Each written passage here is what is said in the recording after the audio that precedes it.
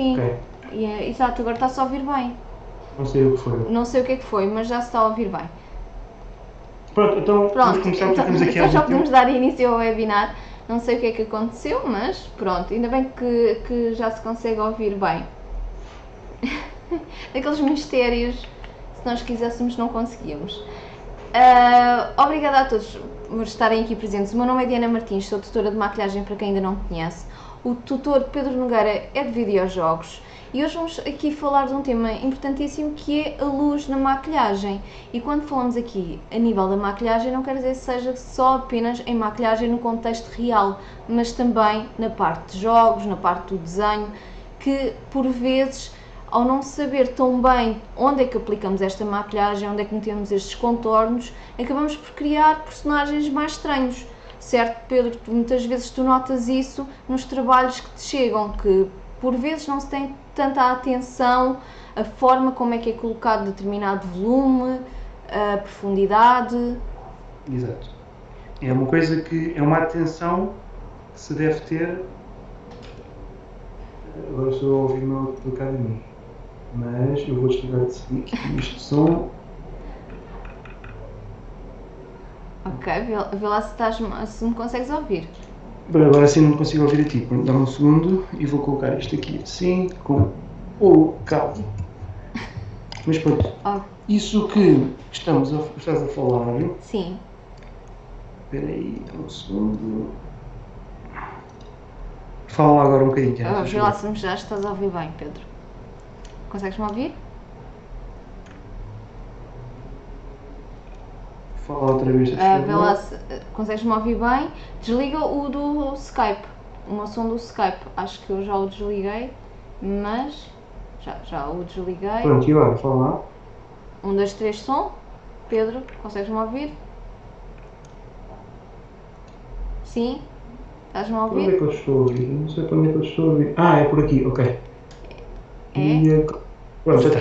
Pronto, Desculpa outra vez. senão eu mudo os Conseguem-me ouvir agora a mim? Sim, estamos a ouvir muito bem. Estávamos aqui a falar que por vezes a forma como se coloca volumes e por aí fora Exato. não é tão correta. Exato. Existe uma. Eu estou-me a ouvir a mim mesmo. Eu estou mais alto do que a tua voz, entende? Eu não consigo ouvir assim. Olha, queres que vê se é no não Discord? Tens fones, tu? Não. No Discord, eu posso tirar o meu som no Discord. Assim não ouço nada, porque está. Assim Queres só que eu ouço ponha o a meu ti. som no Skype? Sim, tenta lá. Então, só um pouco.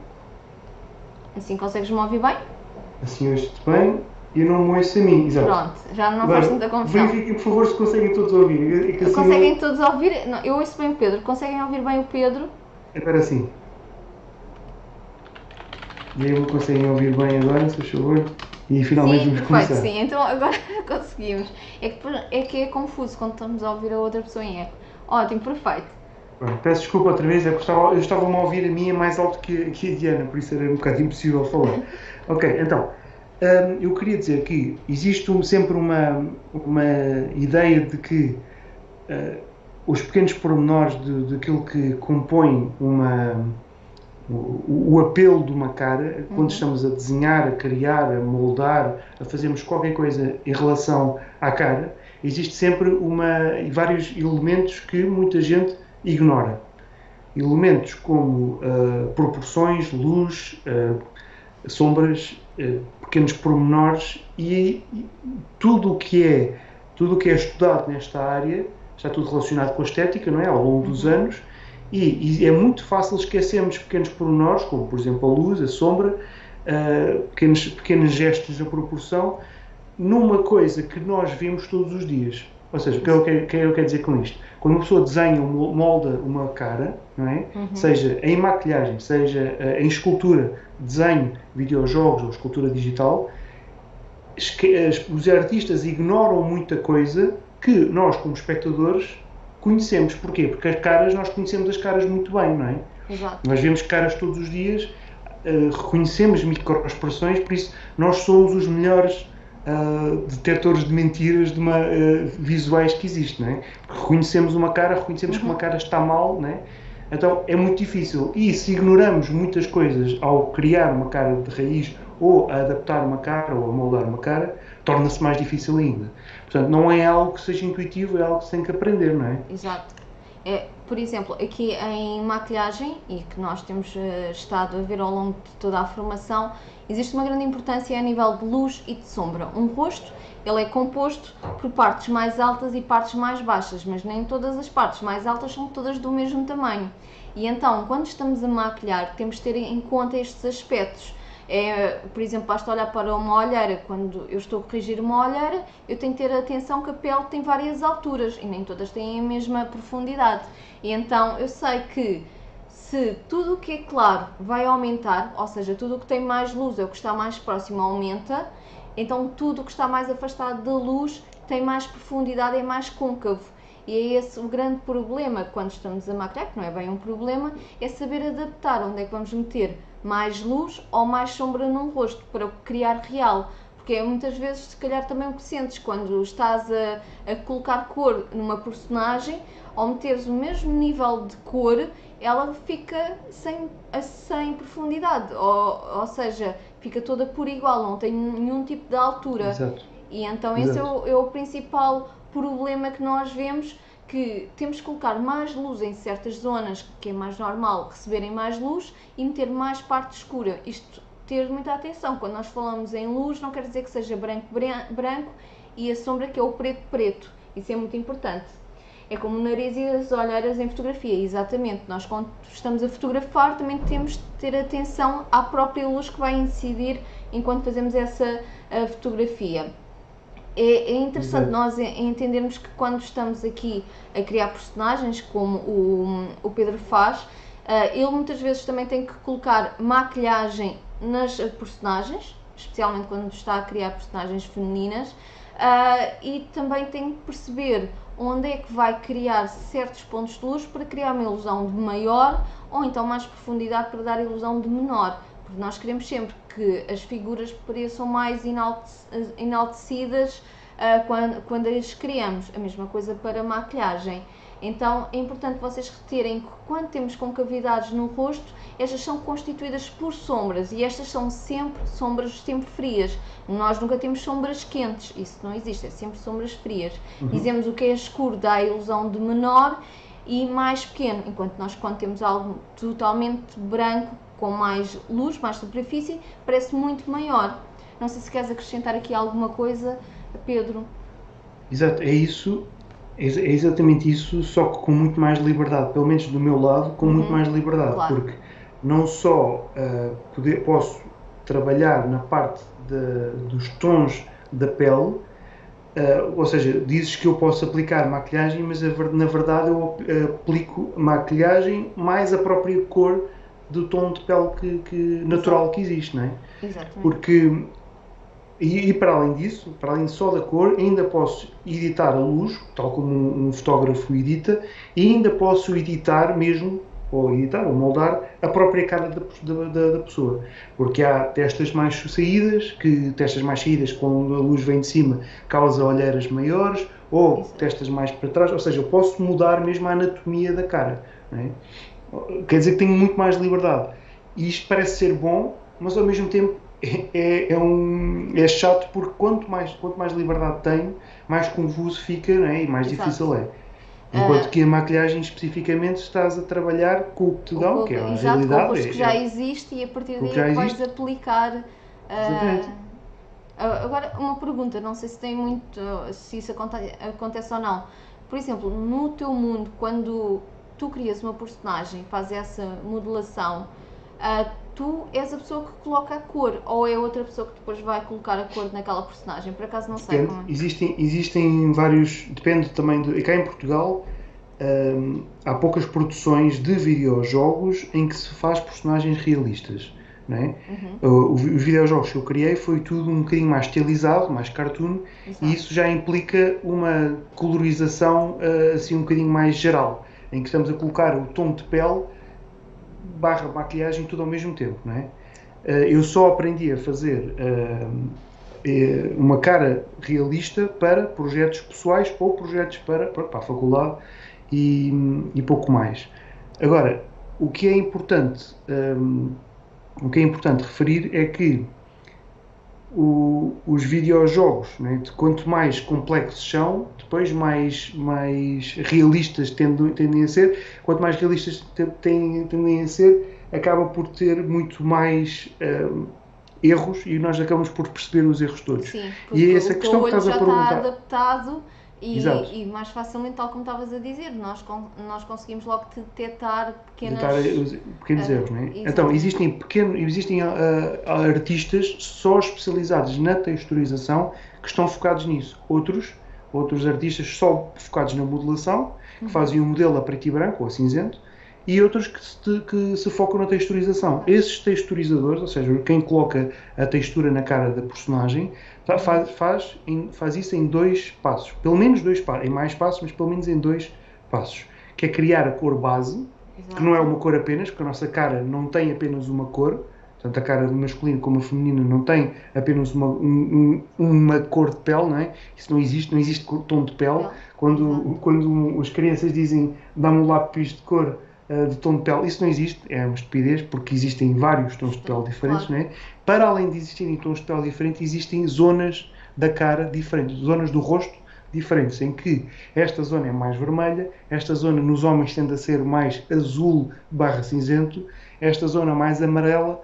Portanto, temos que ter em conta o que é que está por baixo da nossa cara, ou seja, a gordura. Para poderem replicar aquilo. Exatamente, o que é realista. Isso nós também fazemos nas prosthetics, ou seja, quando criamos aquelas peças, aquilo não tem uma cor, aquilo é uma cor bege, às vezes é uma cor meio amarelada. Depende do que está por baixo também, não é? Exato. Porque a pele é uma coisa, não é uma superfície opaca, totalmente opaca. É uma superfície translúcida. Pode reagir de formas diferentes conforme tem determinada luz, por exemplo.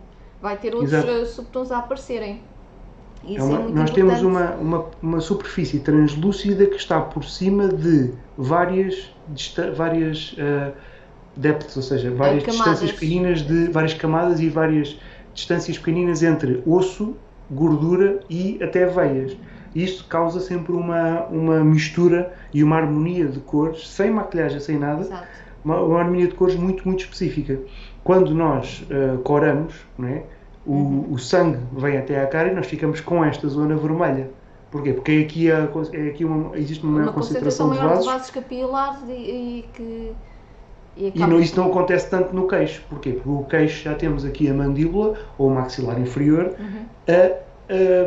que está mais direto, ou está mais... Eu neste caso tenho barba e já estou um bocadinho mais gordinho, não consigo demonstrar isso, mas quer dizer que uma pessoa mais magrinha que já tenha a pele a tocar já no osso, não vai ter tanta gordura. Por exemplo aqui no peito, no meu dá para ver, eu tenho muitas veias e dá para ver perfeitamente as veias aqui, porque aqui nas bochechas é diferente, não é? Não temos logo o osso, mas aqui, por exemplo, temos logo aqui a parte do colo, em que temos logo esta parte logo com os nossos ossos. Exatamente. E nota-se logo esta parte cheia de veias.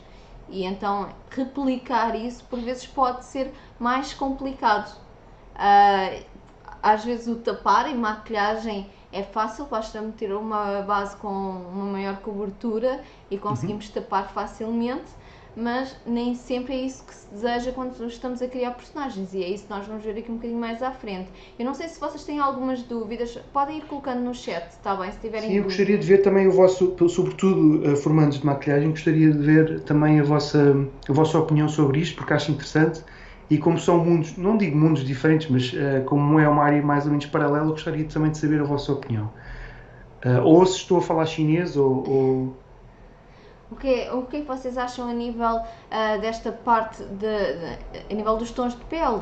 Ou seja, vocês também sentem que as pessoas que é difícil replicar estes tons de pele, que temos muitas pessoas com tons de pele diferente? É por aqui que queres ir, certo, Pedro? Também, sim, mas não necessariamente, era mais também para saber... não era tanto pela variedade desse aspecto, porque isso é óbvio. Sim. O que eu queria saber era também qual é que é o nível de consciência que também os seus formandos têm em relação a isso, em relação a até que ponto é que conhecem que a fisionomia, ou seja, a anatomia da cara, é algo que... É super relevante para compreenderes como é que funciona. Exatamente.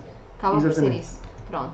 Então, se vocês podem deixar aqui a vossa opinião pessoal no chat, também para falarmos um bocadinho melhor sobre essa parte.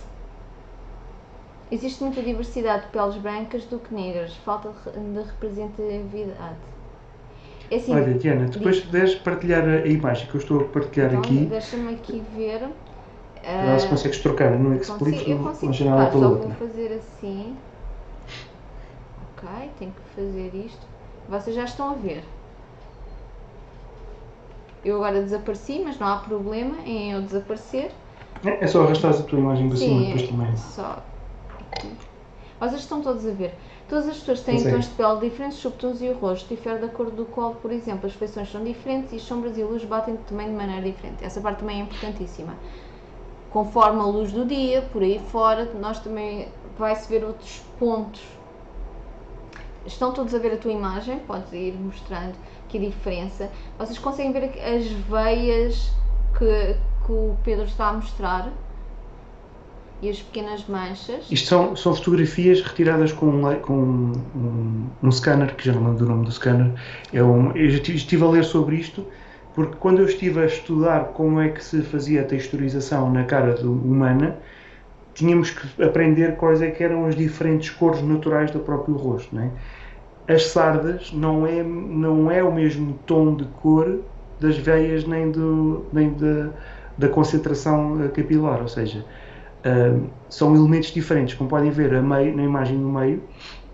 Aqui só temos sardas, não é? Uhum. A parte da boca não está contemplada, nem sequer aparece, as veias também não, enquanto que na imagem da direita não existem sardas, existe só a concentração capilar, ou seja, nas zonas do olho, na zona do nariz, em que isto tudo está mais escuro, nota-se depois mais as veias. mais as veias. Normalmente nós em maquilhagem lidamos muito com a pele humana e temos aqueles problemas que surgem, que é o caso, por exemplo, da rosácea, pequenas veias Também, sim, é isto, que sim, se nota sim. mais nas zonas onde tu estás a mostrar, e então nós temos que utilizar primers verdes, ou dependendo imaginem que as veias são mais roxas, vamos utilizar mais o primer amarelo, depende sempre do nível da cor das veias, para neutralizar. Nós andamos sempre a neutralizar as cores que vemos.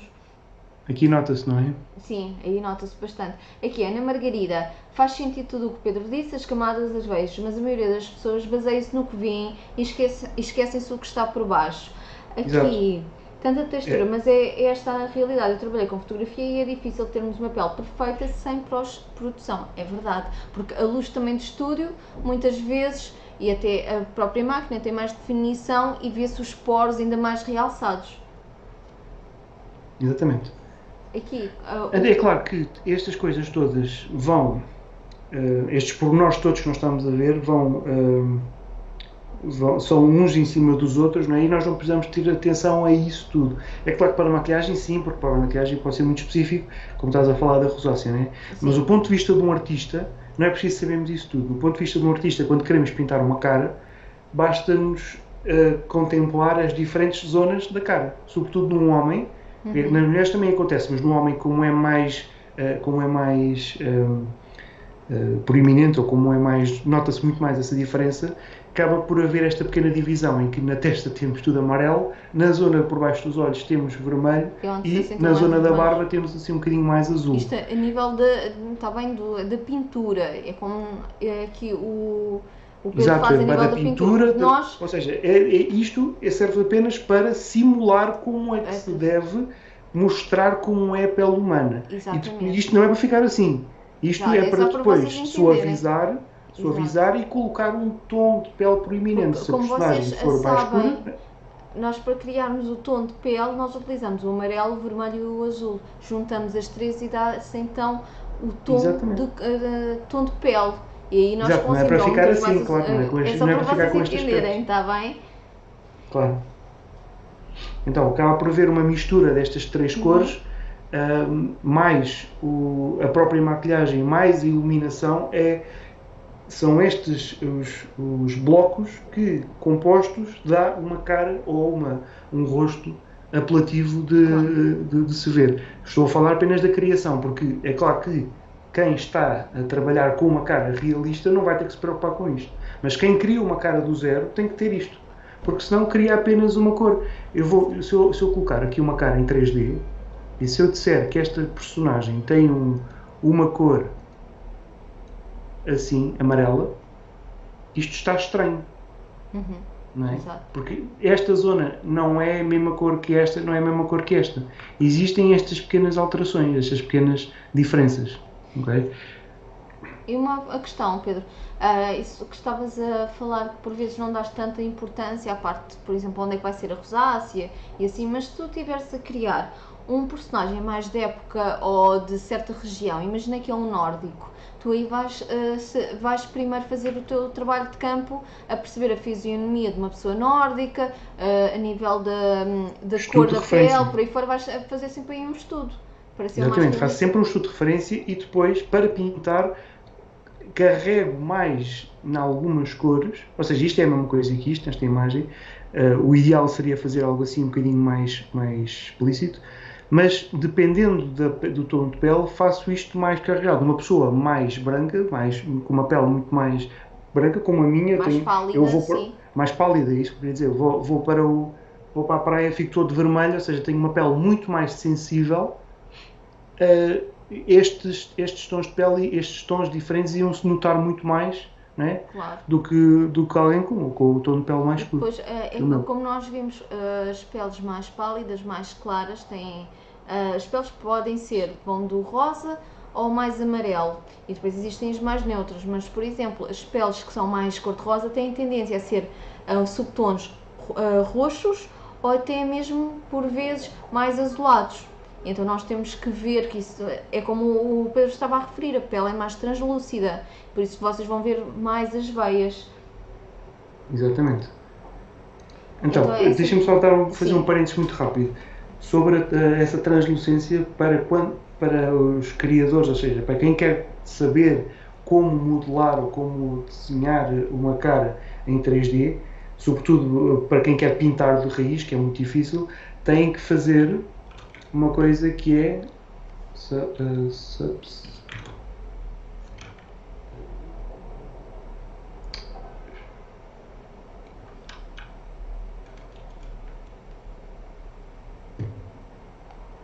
tem que fazer uma coisa até que é, tem que reconhecer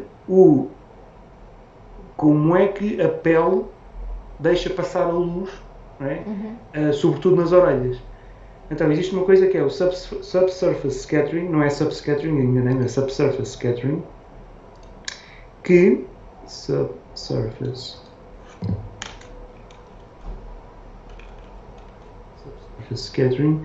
que é algo que num 3D ou numa modelação para videojogos ou assim, é calculado em tempo real já, porque é uma coisa já que existe em videojogos, que é basicamente o que acontece com uma vela ou o que acontece com uma pedra preciosa e também é o que acontece com a pele, que é percebermos que quando a luz passa por uma zona em que existe mais pele e menos massa, né, massa óssea, sim, a pele fica mais vermelha. Porquê? Porque o que está dentro do nosso corpo é vermelho por causa do sangue. Claro. Não é? Quer dizer que esta imagem que está aqui, nós vemos o nariz, isto é exagerado, não é? Mas nós vemos aqui nesta imagem o nariz vermelho, não é? Porque nós temos sangue vermelho. Aqui nós vemos as mãos vermelhas, nós temos sangue vermelho. Se fôssemos aliens e tivéssemos o sangue azul, veríamos a mão azul. Estás-me a lembrar quando nós somos pequenos e agarramos numa lanterna e que metemos os dedos e as orelhas por aí fora. Exatamente, mas é sempre que nós temos que tomar atenção. Quando estamos a desenhar e a pintar, isto é uma pintura, não parece-me só uma pintura, quer dizer que o pintor colocou mesmo cores saturadas aqui porque sabe que a luz ao passar é vermelho. Exato. Ou seja, o pintor ou o modelador ou o desenhador ou assim tem que ter estas coisas em consideração também. E como vocês podem ver, luz e sombra. Nós temos aqui muito aquela parte de luz e de sombra, que é importantíssimo de compreender, que é o que nós fazemos aqui em maquilhagem. Agora aqui, vou passar aqui à parte da história, só aqui fazer um enquadramento de história para falarmos um bocadinho sobre também de personagens a nível de vilões e essas coisas todas. Exato, isso também é interessante, sim, sim. Então, a nível de tipos de rosto, como vocês sabem, existem muitos tipos de rosto. Estes foram os que foram definidos em 1950 por Westmore. Westmore era uma família, e é uma família muito conhecida a nível do cinema, e que eles criaram os primeiros padrões de beleza. Eles usavam bata e pareciam quase que médicos a aplicarem a maquilhagem nos estúdios de televisão. Então eles criaram um conceito de beleza que foi redefinido devido à influência do cinema e da televisão a preto e branco. Então, o que é que aconteceu? Eles criaram um livro de regras muito rígido de como é que se deveria maquilhar determinados rostos para que estes fossem mais ovais possíveis. Porquê? Eles perceberam que o oval era a forma perfeita a nível de estúdio de televisão. Quando nós fazemos a luz era a mais perfeita num rosto oval. E então começou-se a pensar melhor, eles começaram a ver os vários rostos que haviam e determinaram que havia este. Hoje em dia até existem mais rostos, por exemplo o coração que não está aqui, mas temos aqui, por exemplo, aqui o rosto oval, que é o mais democrático, por assim dizer. Temos aqui o redondo, o quadrado, o retângulo, muitas vezes também chamado o oblíquo ou então o oval comprido, o triângulo invertido e o diamante. Então, Westmore compreendeu que nós podíamos transformar qualquer rosto em outro só através de jogos de luz e de sombras. E esta parte é muito interessante, ou seja, o maquilhador, e quem diz maquilhador, a pessoa que desenha por aí fora, consegue dar determinado tipo de característica a um rosto apenas mudando o jogo de luz e de sombra. E aqui, indo aqui um bocadinho também aqui ao Pedro, eu estou aqui a mostrar vários tipos de rosto. Quando nós criamos personagens, e nós em maquilhagem criamos muitas personagens e temos que mudar o aspecto das mesmas, dar um aspecto mais querido ou mais maquiavélico, por aí fora, nós mudamos as suas expressões. Tu, quando estás a criar, também sentes esta necessidade e também fazes através da forma como desenhas ou como fazes a modelagem. Exato, existe um cuidado, sobretudo que vários animadores, sobretudo os animadores da Disney tinham, porque basicamente muitos animadores da Disney acabavam por ser filósofos de estética, porque sabiam o que era apelativo, o que é que não era, e muitos deles criaram padrões também, que acabam por ser padrões de cinema também, mas padrões muito mais generalistas, através daquilo que eles chamam shape language, ou seja, a linguagem das formas, em que uma figura triangular acaba por ser muito mais ameaçadora do que uma figura redonda. Uma figura redonda, como o Jigglypuff e o Kirby e aquelas personagens dos Pokémons, assim, é tudo muito mais querido, mas uma figura triangular acaba por ter muito mais picos e acaba por ser muito mais dinâmica, ameaçadora ou rápida, não é? Não precisa de ser uma coisa necessariamente negativa ou positiva. O que acontece é, existe sempre uma base humana nas nossas emoções ao ver determinadas formas, não é? E quando vemos formas angulares, vemos sempre muito mais dinamismo. É claro que é muito mais fácil criar um rosto para um vilão em videojogos ou cinema, de animação, assim. É mais fácil criarmos um rosto para um vilão cheio de formas dinâmicas e triangulares, como, por exemplo, a Cruella, não é? Era isso que eu ia dizer, a Cruella era uma Cruella ou outras rainhas más da Disney, não é? Sim. Se repararem, têm todas partes da cara mais saliências, queixos, isto tudo, é tudo muito mais angular e agressivo do que uma cara redonda ou limpinha ou direitinha. Aqui também estão a dizer, até estão a falar da Úrsula e estão também a dizer que as sobrancelhas, a forma e a altura dos lábios também caracterizam bastante as personagens. Nós, através das sobrancelhas, podemos criar um vilão só mesmo com o facto daquele tipo de sobrancelhas. Exato, a Úrsula é um exemplo espetacular por causa também da maquilhagem, porque a Úrsula aí já tem uma maquilhagem mesmo definida e marcada, não é? Os lábios marcados. Eu vou ter que ver a imagem agora, quero ver. Queres que eu partilhe o teu ecrã? pequena. Podes partilhar, sim. Então eu vou só aqui. Os, como podem ver, a maquilhagem é muito, muito forte, não é? Para uma figura que é azul. E as sobrancelhas Azul são super altas, mesmo muito expressivas.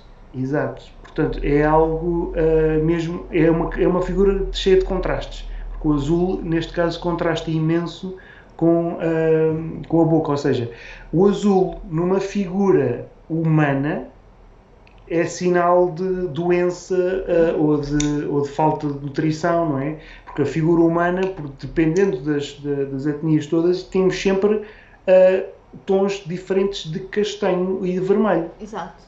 Azul ou verde é qualquer coisa mal. Uma doença qualquer que não está. Normalmente, Pedro, em maquilhagem nós dizemos que as pessoas têm um aspecto baço, que são meio acinzentadas. Por exemplo, as pessoas que fumam, a pele delas é totalmente diferente das pessoas que não fumam. Elas têm logo um tom cinzento associado e a pele parece doente. E nós, através dos primers, temos que voltar a dar vida àquela pele. Dizemos que elas têm uma pele baça. E acaba por não ter aquele brilho e vivacidade que uma pele normal tem. E isso é o que nós dizemos que uma pele mais doente. É como nós caracterizamos.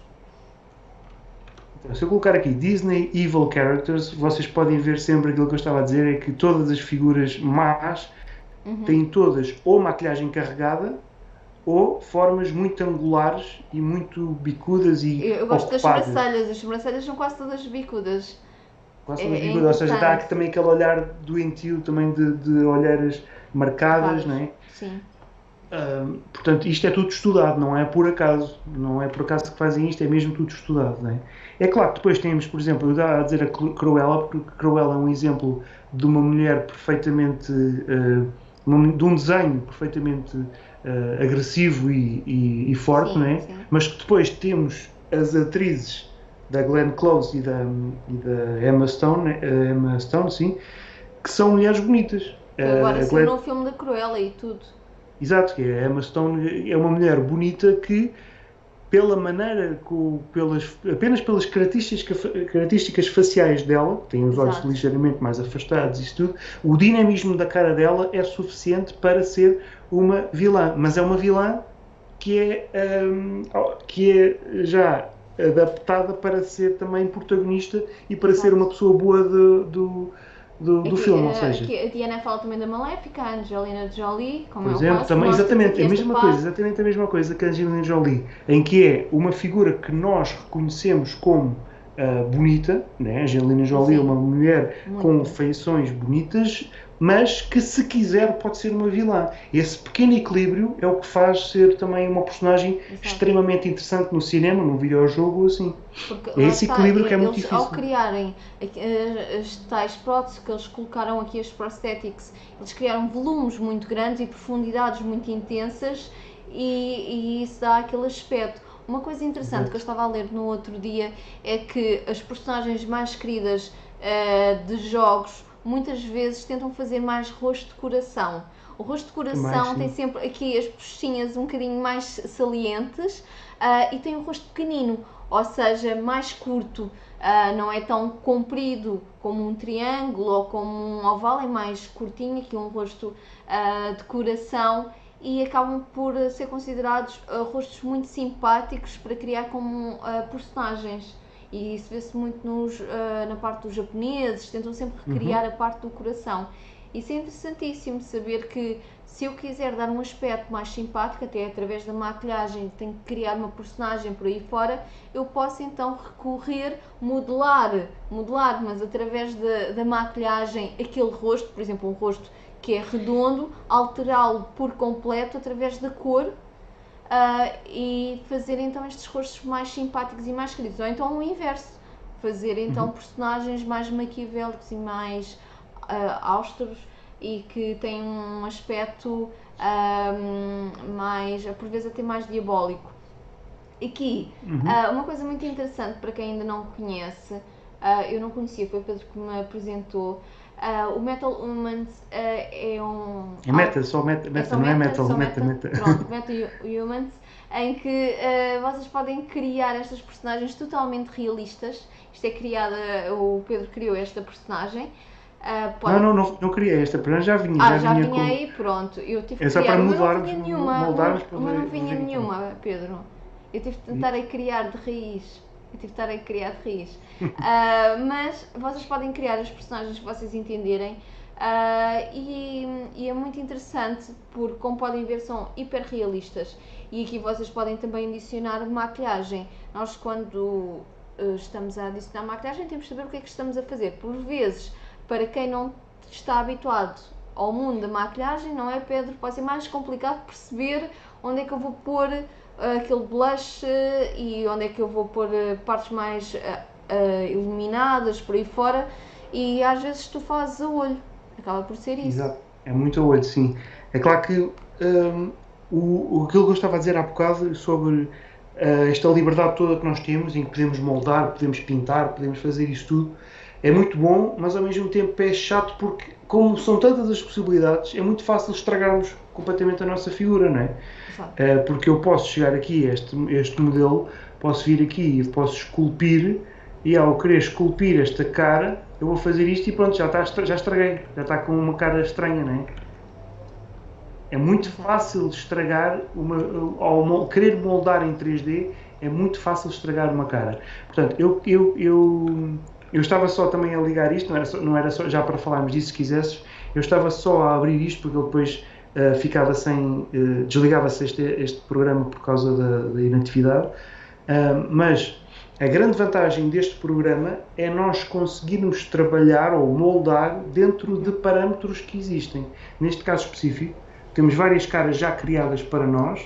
Eu posso fazer que esta rapariga tenha uma cara que é uma mistura desta senhora e desta senhora aqui. Posso até escolher mais. Esta aqui também pode ir aqui para o meio. Posso escolher até mais. Esta senhora aqui também, vou colocá-la se calhar aqui ao pé desta. Quer dizer que eu agora tenho várias caras diferentes, e o que eu posso escolher agora é, ao clicar nisto, eu posso, como podem ver, temos aqui uma seta em cima e outra em baixo, e agora eu posso escolher com que o nariz seja o nariz desta rapariga que está aqui, posso escolher que o nariz seja esta, ou esta, ou esta. Então, muito rapidamente posso escolher o formato da cara, e só isto também altera totalmente a fisionomia, não é? Exato. E depois não preciso fazer tudo, posso fazer só um bocadinho. Vocês notam que o Pedro, ao mexer, está a transformar um nariz que é mais plano em um nariz que é mais arrebitado, por exemplo, e só isso, mudar esse pequeno ponto, iria mudar por completo a forma como ele iria colocar a maquilhagem, porque se ele tem um nariz que é mais achatado, que é mais para baixo, nós precisávamos de colocar mais luz na cana do nariz para chamar a atenção do mesmo quando estamos a maquilhar. E lá está, este rosto não tem maquilhagem, é um rosto sem maquilhagem, mas se ele quisesse aplicar a maquilhagem, teria que estar a pensar muito bem como é que eu iria fazer para parecer o mais natural possível. É claro que isto é exagerado, não é? Isto não é um programa de maquilhagem, é um programa para a criação de personagens. Exato. Que por acaso têm elementos de maquilhagem, é só isso. E que podem ser aplicados como nós fizemos na outra vez para, por exemplo, olheiras intensas, mudando a cor. Nós podemos fazer alterações ao rosto, poderão ser interessantes. Claro. Outra coisa, gostaria de falar também sobre a anatomia dos olhos, sobre a fisionomia, sobre a anatomia dos olhos. Se repararem, eu escolhi estes dois olhos diferentes, que é para verem mesmo a grande diferença que existe entre um olhar, entre a dobra do epicanto, que é esta zona aqui em cima, não é? A dobra do epicanto que é claro que nos rostos mais asiáticos fica sempre com uma dobra a vir mais para cima, não é? E isto é algo interessantíssimo para quem está a desenhar ou para quem quer desenhar uma cara, sobretudo desenhar olhos específicos, porque muita gente gosta de desenhar olhos e partilhar no Instagram e isso tudo, mas nem fazem ideia da quantidade, do espectro enorme de tipo de olhos que existe. Como podem ver, fold, ou seja, o epicante aqui em cima está demasiado alto, não é? Neste aspecto, neste rosto. É claro que um rosto, se calhar, com esse fold um bocadinho mais baixo, pode ser. Ou seja, a pálpebra móvel, pensem em pálpebra móvel, e onde ele tem ali o recorte é o côncavo, para ser mais fácil de entender. Aqui não temos côncavo, tínhamos um olho mais asiático, em que quando ele tirou por completo, e aqui temos um olho que dá para entender onde é que é a pálpebra móvel e o côncavo do mesmo. Exato. Então, Pedro, eu não para te assustar, mas nós falamos muito, faltam 8 minutos para as 5, eu sei que tens outro webinar. Vou aqui só falar aqui um bocadinho de uns aspectos que são importantíssimos e depois passo-te a palavra, está bem? Ok, força. Então, a modelação, esta pode ser feita em 3 categorias. Nós podemos ter categoria natural, que era aquilo que nós estávamos a falar, que é os tons da pele, tons normais, em que nós podemos saturar ou desaturar, meter cores mais intensas, em que dá-nos um aspecto natural. Devemos usar sempre cores de sombreamento para fazer esta modelação, por exemplo, na zona da olheira, em que eu vou utilizar tons mais naturais para fazer desaparecer a mesma. E ter sempre muita atenção que estes tons naturais são criados pelas sombras. Então eu quero que essas sombras desapareçam e vou criar esses tons naturais. As coloridas é quando nós temos os elementos de destaque, como os lábios, o blush, os olhos. Através dos olhos eu posso criar a cor, tal como o Pedro estava a mostrar, os olhos que são mais descendentes, que eu irei fazer, nunca irei colocar apenas um risco por baixo do olho, porque ele vai notar que ainda está ainda mais descendente, mas irei alterá-lo através da maquilhagem para dar a ilusão que ele está mais subido, através de cores mais escuras para subi-lo. Isso é interessantíssimo. E depois na parte refletiva, que é tudo o que tem brilho, até através daquele programa que o Pedro estava a mostrar, vocês conseguem colocar brilho, ou seja, numa personagem vocês conseguem imitar um gloss, tal como nós colocamos num lábio que é fininho, nós colocamos o gloss para dar a ilusão que tem mais altura, que é muito maior. Então é importantíssimo vocês reterem que a cor da pele é criada através do amarelo, azul e vermelho, tal como o Pedro também vos mostrou, naquela parte quando nós estamos a desenhar, em que o natural são cores da pele, colorida é tudo o que acrescenta pops de cor aos elementos que estamos a criar, e a refletiva é tudo o que tenha um brilho associado, pode ser um brilho mate ou um brilho mesmo com purpurina. Isto também para a parte aqui de quem está aqui de videojogos. Este é um exemplo muito simples, mas interessante, de como é que estas pessoas que não têm maquilhagem aplicada, depois é aplicada a tal parte da modelação, lá está, a parte escura, sempre cores frias, em que nós conseguimos realçar. E é esta parte que é importante, que nós estávamos a falar, até mesmo quando estamos a desenhar, criar estes realces. E é este pormenor que tens sempre a atenção, não é, Pedro, quando estás a criar. Em que se consegue ver aqui a diferença de um rosto oval, redondo e quadrado. Por vezes o Pedro cria isto inconscientemente. Inconscientemente, era isso que era por aí que eu ia dizer, com um bocadinho de vergonha, assim, porque não sou um perito em maquilhagem, não é? Mas sempre com conversas contigo, não é? Consegui perceber que havia estes temas em comum, e o que há sempre em comum é esta estética, sempre. Mas sim, conscientemente sim, faço, é isso que... Sabes, que eu noto muito isto, eu acho que devia haver às vezes mais interligação entre várias áreas, até na parte da fotografia. Eu faço fotografia e faço edição de fotografia. Muitas vezes estou a tentar ensinar a outros fotógrafos a edição. E quando nós estamos a criar a parte do que é escuro, do que é claro, que é criar a parte do burn, e nós temos que compreender onde é que vamos meter esta parte do burn, que é a parte mais escura. E se nós não compreendemos um rosto, aquilo vai ficar tudo mal e vai ficar estranho. Eu acho que às vezes devia haver sinergias entre determinados tipos de áreas, porque só tínhamos todos a ganhar se soubessem como é que todos estudamos a mesma coisa. Porque a cor é algo comum entre nós e que estamos a falar de claros e escuros, e que poderia ser muito interessante até na criação das próprias personagens. Digam-me se vocês têm dúvidas até agora, vocês já estão muito caladinhos. Não sei, Pedro, se queres acrescentar aqui alguma coisa. Não, falei do que queria, que era sobre os passos extra sobre que um animador, um modelador tem que ter, mas que como não há, como muita gente não tem essa noção de estética que tu dizes que temos que ter e que eu também considero que devemos ter, como há muita gente que ignora isso, há muitos trabalhos que poderiam ser melhores, há trabalhos também de maquilhagem que poderiam ser melhores, porque depende sempre do objetivo.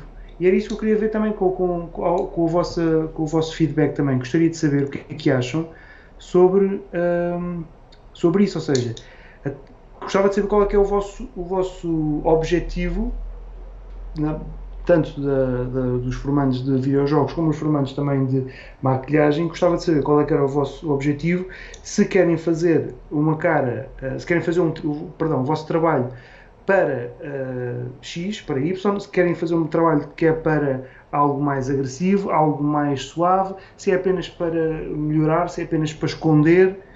Depende também muito do objetivo que queremos fazer, não é? Sim, eu, por exemplo, estava aqui a pensar numa temática, por exemplo, futurista, quando nós, e esta vai abranger todas as áreas, que é fotografia, maquilhagem e videojogos.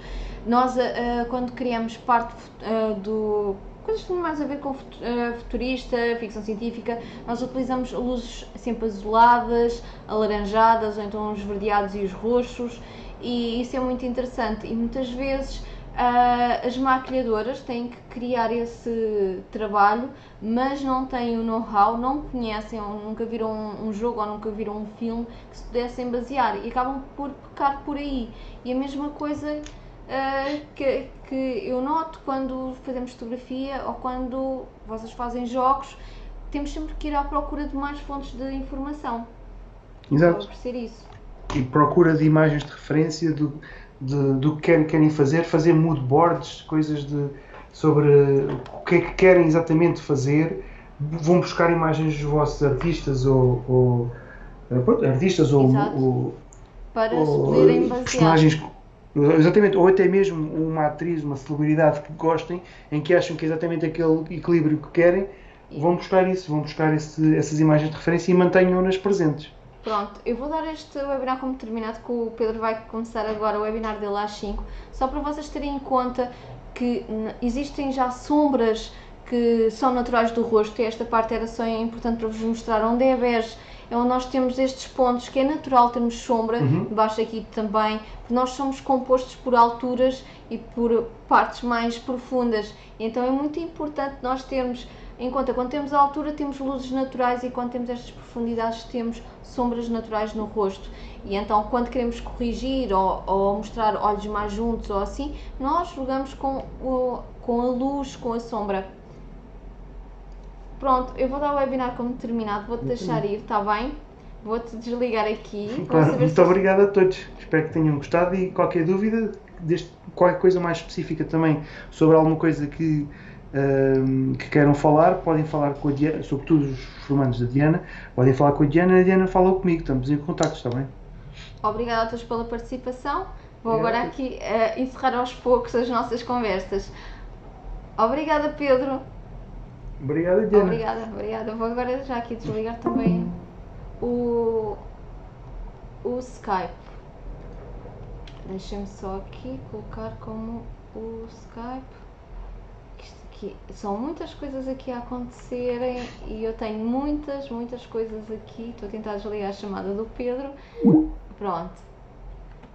Eu espero que tenham gostado e que tenha sido útil para vocês, tanto de videojogos como para quem está aqui, design gráfico, de fotografia e de maquilhagem.